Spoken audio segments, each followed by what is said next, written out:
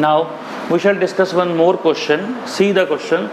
1 minus cos x upon 1 plus cos x integration with respect to dx. If you remember, in previous question we discussed a question which is in the form of product. Now it is in the form of division. In previous question we say we don't know the method of u into v in integration till now. Similarly, in case of integration, u upon v method is never exist.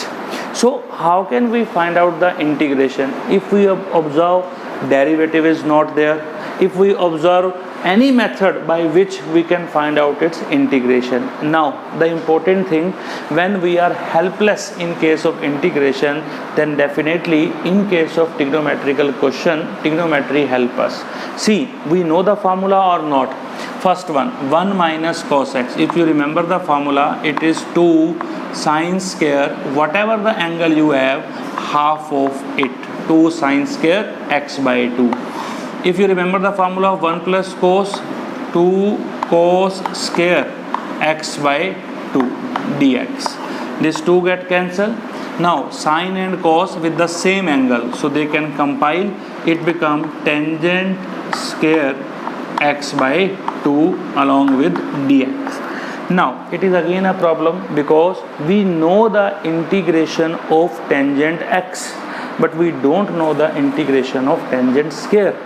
Now find out a way with the help of which this tangent square is converted into such function so that whose integration is known to us.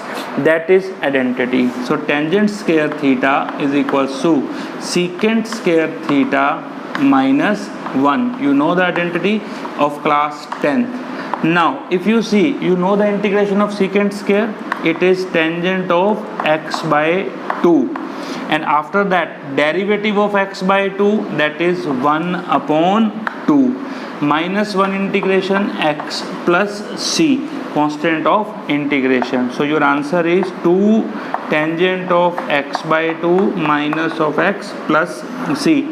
The important thing is that whenever you apply the trigonometrical formula or whatever the result you get, in case of integration we have some foundations that we can find out the integration only whenever we change the statement to those results whose integration is known to us. In case of derivative, we will find out derivative directly. We never care about the result, we care about only law.